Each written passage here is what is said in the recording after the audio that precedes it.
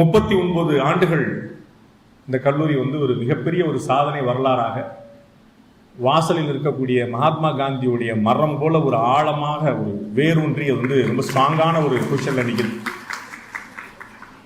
திருச்சியில மைய பகுதியில் சத்திரம் பஸ் ஸ்டாண்ட்ல இவ்வளவு பெரிய ஏரியா கிடைச்சா அவன் ரியல் எஸ்டேட் பண்ணி பில்டிங்கை கட்டி அபார்ட்மெண்ட்டை கட்டி பல ஆயிரம் கோடியில் அள்ளிட்டு போயிருக்கலாம். அதை விட்டுட்டு ஒருத்தர் காலேஜ் கட்டணும்னு நினைச்சார் பார்த்தீங்களா? அதுதான் ரொம்ப முக்கியமான விஷயம்.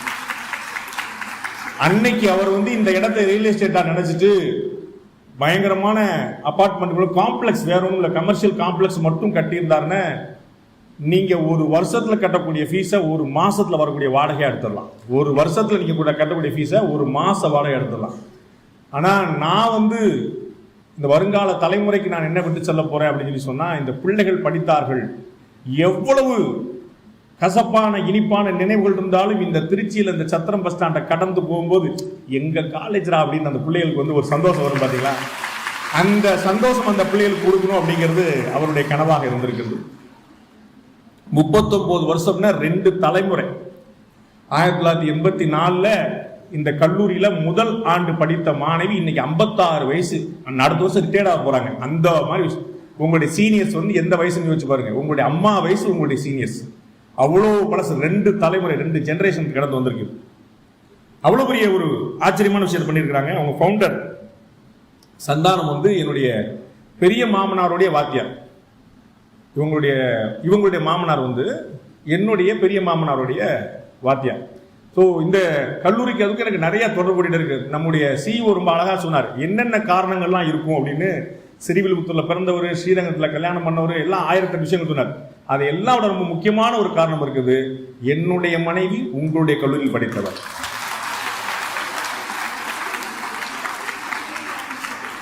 உடனே நம்ம பேரு சத்திரம் பஸ் ஸ்டாண்ட் வாசல் நின்று இருந்தவனா அப்படின்னு பயப்புல நீ என்ன நின்று இருந்தியா அப்படின்னு.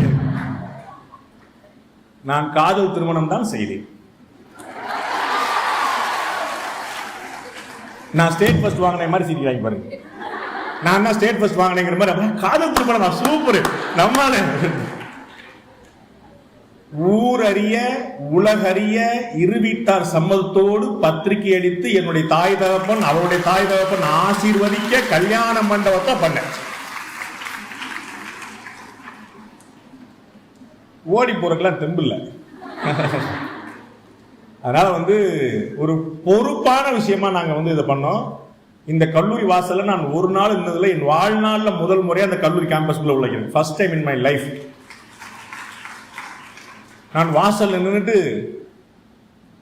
நம்மால் வரும்போது டிராப் பண்றதுக்கு, பிக்கப் பண்றதுக்கு, அண்ணங்காரன் வந்ததுல அப்பங்காரன் வந்ததுல பஸ் டிரைவர் மாதிரிலாம் கண்டக்டர் மாதிரிலாம் நம்மால் மாறவே மாட்டான். டெய்லி அவன் தான் பிக்கப் போறான், டெய்லி அவன் தான் டிராப் போறான். உங்களுக்குலாம் என்ன தோணும்? இவன் தான் நம்முடைய வாழ்க்கை துணைவன், இவன் தான் பெஸ்ட் பீஸ். நமக்கு வாய்த்த அடிமையில் ஆக சிறந்த இந்த அடிமை தான். ஏன்? டெய்லி காலைல நம்மளை பிக்கப் பண்றான், டெய்லி காலை சாயந்தரம் டிராப் பண்றான். அங்க நின்றாதீங்கன்னு அப்படின்னு என்னுடைய வேண்டுகோளை நான் வைப்பேன். சத்திரம் பஸ் ஸ்டாண்ட்ல நிக்கிறவன் பூரா நம்முடைய ஆளா இருக்க வேண்டிய அவசியம் இல்லை. அதை தாண்டி போக வேண்டிய பாதை ரொம்ப தூரம் இருக்கு. தயவு செய்து இந்த கல்லூரி படிப்பை முடித்த உடனே எல்லோரும் கட்டாயமாக வேலைக்கு போங்க. கன்ஃபார்மா கட்டாயமா என்ன ஆனாலும் நான் வேலைக்கு தான் போவேன் அடம்பிடிங்க. வேலைக்கு போறது ரொம்ப சிரமம் இருக்கு. பொம்பளை பிள்ளைங்க வேலைக்கு போறது ரொம்ப டபுள் சிரமம் இருக்கு. ஏன்? வீட்டு வேலையும் சேர்ந்து பார்க்கணும். உங்க வீட்டுல உங்க அண்ணன் இருப்பாரு, உங்க தம்பி இருப்பாரு, ஒரு சாப்பிட்ட தட்டை நகர்த்தி வச்சிருப்பாரு பாருங்க. என்னது யார பார்த்து தட்டெடுக்க சொல்ற பாத்துக்க அப்படின்பா. அவர் கிங்கு. அம்மா என்ன சொல்லுவா? எருமை மாடு. என்னடி எப்ப பார்த்தாலும் அவனை எதிர்த்து பேசுற? ஒரு பொம்பளை பிள்ளை அடக்கமா லட்சணமா எடுத்து வைக்க மாட்டியா, செய்ய மாட்டியா? சந்தோஷமா செய்ய, தப்பு இல்லை. நான் செய்யக்கூடாதுன்னு சொல்றேன் இல்ல, சந்தோஷமா செய்ய. நீ அவனுடைய தட்டை 4 முறை எடுத்து வை, அவன் 2 முறையாவது எடுத்து வச்சு பழக்கம். ஓன் தட்டையும் சேர்த்து எடுத்து வைக்கணும். ஒன்னும் பிரச்சனை இல்லை. பாஸ் இன்னைக்கு 3 வேளை சாப்பிடுறீங்க, 2 வேளை நேரத்தை வச்சிருக்கேன், நைட் நீங்க தான் பாஸ் எடுத்துக்கன்னு சொல்லிடுங்க. அந்த பழக்கம் வரணும். நம்மளை விட அவனைத்தான் திருத்த வேண்டியிருக்கு. இப்ப என்ன பிரச்சனைன்னா எல்லாரும் எப்படி சொல்லிட்டாங்க, பொம்பளை பிள்ளைங்க ஒழுக்கமா இருக்க. பொம்பளை பிள்ளை இப்ப ஒழுக்கமா இருக்க வேண்டியது பொம்பளை பிள்ளைங்க இல்ல, இந்த பசங்களை ஒழுக்கமா சொல்லணும், முதல்ல டிசிப்ளின் பலடா அப்படின்னு சொல்லணும். இந்த கல்லூரியில அங்கம்மாள் அப்படின்னு ஒரு ப்ரொஃபசர் இருந்தாங்க, உங்களுக்கு தெரியுமா? இருக்காங்களா?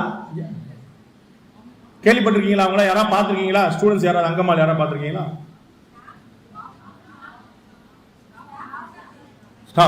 ஸ்டாஃபுக்கு தான் தெரியும். ஒரு கையோட இருக்கக்கூடியவங்க அவங்க. She was a lady with one hand. என்னுடைய நினைவு சரியா இருக்குமானால் அவர்களுக்கு வலது கை கிடையாது. அவருக்கு வலது கை கிடையாது. சாரியவே இப்படி கட்டுவாங்க, இப்படி கட்டுவாங்க. அவங்களுக்கு ஆக்சிடென்ட்ல இந்த கை போகுது. குழந்தையா இருக்கும் போதே போல, கல்லூரி படிப்பு முடித்த பிறகு ஒரு ஆக்சிடென்ட்ல அவங்களுக்கு கை போகுது. காலேஜ் முடிச்ச லேடிக்கு ஒரு கை போனா என்ன ஆகும்? கல்யாணம் பண்றதுக்கு யார் வருவா? எங்க வேலைக்கு போறது? எங்க படிக்கிறது? இடது கையிலேயே எழுதி எழுதி எழுதி அக்கவுண்ட்ஸ், இடது கையில அக்கவுண்ட்ஸ் எவ்வளவு தெரியுமா? எழுதி எழுதி பழகி இதே கல்லூரியில் வேலைக்கும் சேர்ந்தாங்க. இடது கை மட்டும்தான். இதுதான் நீ பார்க்க வேண்டிய விஷயம். இதான் நீ தெரிந்த வில் பவர் என்ன பண்ணுது. பாதியில போனா என்ன ஆகும்? பிறவிலேயே கண்ணு தெரியாதவங்களுக்கு, பிறவிலேயே காது கேட்காதவங்களுக்கு வேற சேலஞ்ச். நடுவுல பறிச்சுக்கிட்டு போனா எவ்வளவு பெரிய ஷாக். பாதி வாழ்க்கை. அதை எப்படி ஓவர் கம் பண்றது? உன்னுடைய கல்லூரியுடைய பேர் இருக்கிறது. இந்த இந்தியா 13 பிரதமர்களை பார்த்திருக்கிறது. ஒரே ஒரு பெண் பிரதமர் தான் இந்தியாவில். ஒரே ஒரு பெண் பிரதமர். இன்றைய பிரதமர் நரேந்திர மோடி வரைக்கும் பாகிஸ்தான் ஆகட்டும், சைனாவாகட்டும் கட்டமையா வந்து நின்று பார்க்க சொல்றாங்க. ஜவஹர்லால் நேருல இருந்து, லால் பகதூர் இருந்து எல்லாருமே ஆல் ஆர் மாஸ்டர்ஸ். ஒரே ஒரு பிரதமர் தான் சண்டை ஓட்டு உலக வரைபடத்தை மாத்தி ஒரு புது நாட்டே உருவாக்கி, பங்களாதேஷ் நாளைல இருந்து பாகிஸ்தான் ஒண்ணு கிடையாது, ரெண்டுடா. ஈஸ்ட் பாகிஸ்தான் இருந்தது, திருப்பி துண்டாதி போட்டு இது பாகிஸ்தான் கிடையாது பங்களாதேஷ் ஒரு புதிய நாடை உருவாக்கி கொடுத்தவர் இந்திரா காந்தி. நிமிர்ந்த நன்னடை, நேர்கொண்ட பார்வை, நிலத்தில் யாருக்கும் அஞ்சாத நெறிகள், திமிர்ந்த ஞான செருக்கு. நிமிர்ந்த நன்னடை மட்டுமல்ல, நேர்கொண்ட பார்வை மட்டுமல்ல, நிலத்தில் யாருக்கும் அஞ்சாத நெறிகள் மட்டுமல்ல, திமிர்ந்த ஞான செருக்கு. 2 வார்த்தை. இந்த பக்கம் திமிரு, அந்த பக்கம் செருக்கு. திமிர்னா என்ன? கெட்ட வார்த்தையா நல்ல வார்த்தையா? திமிர்னு நல்ல வார்த்தையா கெட்ட வார்த்தையா? உனக்கு ரொம்ப திமிருடின தேங்க்யூ மேடம் நான் சொல்ல. சோ திமிர்னா திட்டு இல்லையா? செருக்கு கொழுப்புடி உனக்கு கொழுப்பு, அதான் அதான் செருக்கு. 2 வார்த்தையை போடுறான் பாருங்க. யாருக்கு? பெண்ணுக்கு, புதுமை பெண்ணுக்கு. திமிரு, செருக்கு. பாரதி போடுவான் அப்படி. நடுவுல ஒரு வார்த்தை போடுறான், ஞான செருக்குன்றான். அறிவு மண்ட பூரா மசாலா, திமிர்ந்த ஞான செருக்கு. படிச்சுட்டு போனா அப்படி அப்படி கம்பீரமான எஸ் என்ன அப்படி கேட்கு. நான் படிச்சுட்டேன், நீ படிக்கலையா அப்படின்னு அந்த திமிர், அந்த ஞானச்சிருக்கு. அதான் நிமிர்ந்த நன்னடை. சும்மா வருமா? கட்டாயம் படி. அதனால படி. நிறைய விளையாடு. உள்ளதிலே பெஸ்டா உங்களுடைய சமூக சேவை இயக்கம் என்எஸ்எஸ் வந்து யூனிவர்சிட்டியில பெஸ்ட் வாங்கியிருக்கு. நான் பார்த்தேன். இதுல என்எஸ்எஸ்ல மட்டும் இல்ல, நல்லா படிச்ச பிள்ளைங்க 3 பேர் அவார்டு வாங்கினதையும் பார்த்தேன். நிறைய விளையாடு. உனக்கு என்ன வாய்ப்பு இருக்கோ விளையாடு. எல்லா விளையாட்டுலையும் கலந்துக்கும். நான் நிறைய இடங்களை சொல்லியிருக்கிறேன். சச்சின் டெண்டுல்கருக்கும் எனக்கும் ஒரே வயசு. சச்சின் டெண்டுல்கர் 16 வயசுல இன்டர்நேஷனல் கிரிக்கெட் ஆடிட்டு இருக்கிறான். நான் ஸ்ரீவில்லிபுத்தூர்ல தெருவில் சுத்திட்டு இருக்கேன். எனக்கு வயிற்றுச்சலா போச்சு. நான் அழுதுருக்கேன். சச்சின் டெண்டுல்கர் இன்டர்நேஷனல் மேட்ச் ஆடி அவன் செஞ்சுரி அடிச்சு அவனுக்கு 16 வயசு சொன்ன போது நான் மூலையில உட்கார்ந்து அழுதேன். ஐயோ என்ன போச்சே, நம்ம விட்டமே மொத்தத்தையும். 16 வயசுல ஸ்டார் ஆயிட்டான். 40 வயசுல ரிட்டையர் ஆயிட்டான். சச்சின் டெண்டுல்கர் ரிட்டையர் ஆனப்ப வயசு 38. Can you imagine? அம்பேத்கருக்கு பாரத ரத்னா விருது, அம்பேத்கருக்கு பாரத ரத்னா விருது, சச்சின் டெண்டுல்கருக்கு பாரத ரத்னா விருது. You know that? என்ன மெசேஜ் அதுல?